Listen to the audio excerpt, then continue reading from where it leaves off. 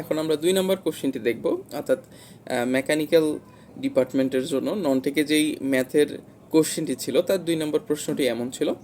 এখানে সমাধান করতে বলেছে, সমাধান করো cos inverse x minus sine inverse x equal sign inverse 1 minus x. একটা সমীকরণ দেওয়া আছে, এটাকে সমাধান করার অর্থ হলো এখানে আননোন যে ভ্যালু সেটা আমাকে বের করতে হবে, অর্থাৎ এক্স এর ভ্যালু জানা নেই, এই এক্স এর ভ্যালু আমাকে বের করতে হবে। ঠিক আছে, তাহলে চলেন আমরা সমাধান করি।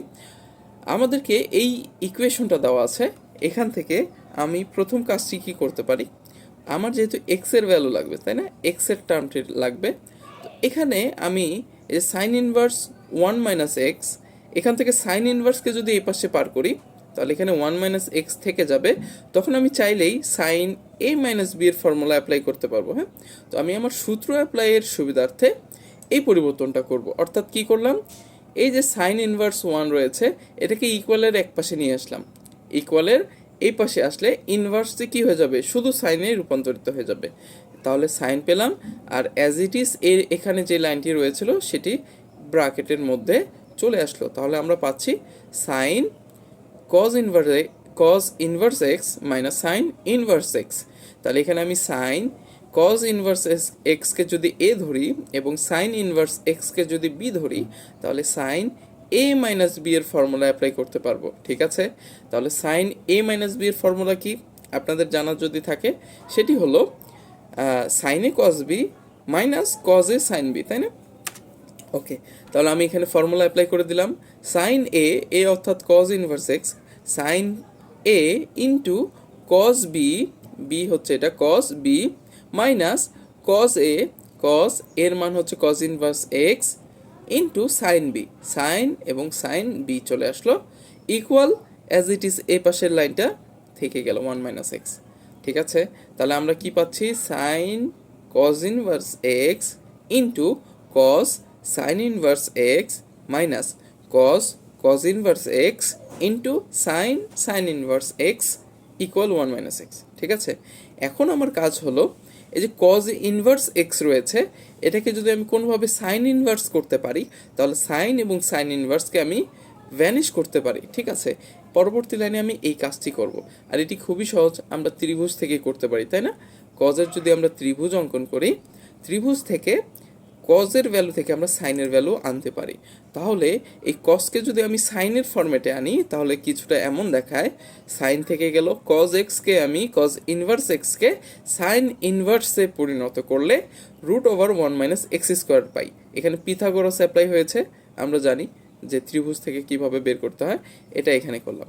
কজ রয়ে গেল, সাইন ইনভার্স এক্সকে আমি আবার কি করব, আবার কজ ইনভার্স পরিণত করব, তাহলে কজ থেকে গেল, তাহলে সাইনকে আমি পরিবর্তন করলাম কজ ইনভার্সে, এখানে পাবো রুট ওভার 1 মাইনাস, তাহলে মাইনাস থেকে গেল, এবং কজ ইনভার্স এক্স এখানে কোনো পরিবর্তনের দরকার নেই, যেহেতু কজ রয়েছে এখানেও কোনো চেঞ্জ করব না, কেন সাইন এবং সাইন ইনভার্স রয়েছে, এখানে কজ এবং কজ ইনভার্সকে আমরা ভ্যানিশ করতে পারবো খুব সহজে, সেখানে এক্স ইন্টু এক্স থেকে যাবে। হ্যাঁ, পরবর্তী লাইনে আমরা এই কাজটি করব, সাইন ইনভার্স কেটে গেল, শুধু root over 1 minus x square থাকলো, এই যে গুণ আকারে ইন্টু কজ ইনভার্স কেটে গেল, root over 1 minus x square থেকে গেল, মাইনাস এখানে কজ ইনভার্স বাদ যাবে, সাইন ইনভার্স বাদ যাবে, এক্স ইন্টু এক্স থাকবে।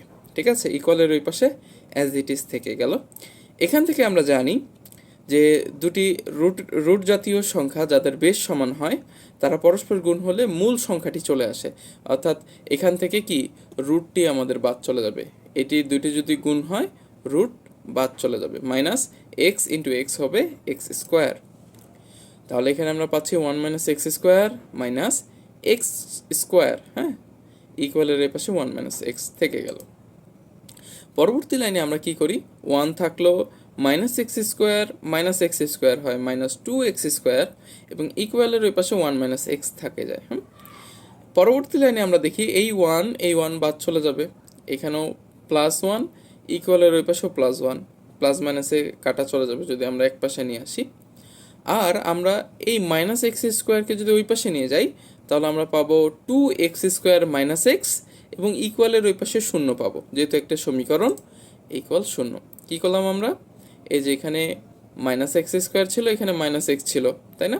তো এই যে মাইনাস এক্স স্কোয়ারকে এক পাশে নিয়ে আসলাম এবং ইকুয়াল আমরা শূন্য করলাম, ঠিক আছে? তাহলে এখান থেকে আমি কি লিখতে পারি, এক্সকে যদি কমন নেই, এক্স স্কোয়ার থেকে এক্স কমন নিলে 2x থাকলো, মাইনাস এক্স কমন নিলে 1 থাকলো, ইকুয়াল 0।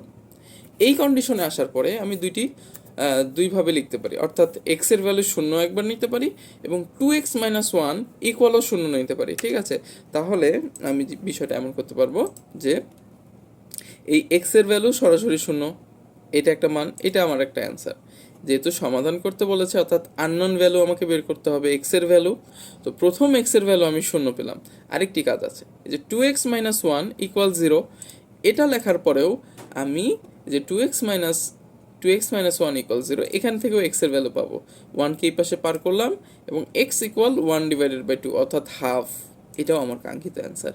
এই ছিল মোটামুটি অ্যান্সার, এক্স এর ভ্যালু 0 এবং 1/2 বা 0.5 অ্যান্সার। এই মূলত হচ্ছে দুই নাম্বার কোশ্চেনের সলিউশন। আশা করি এটা বুঝতে পেরেছেন।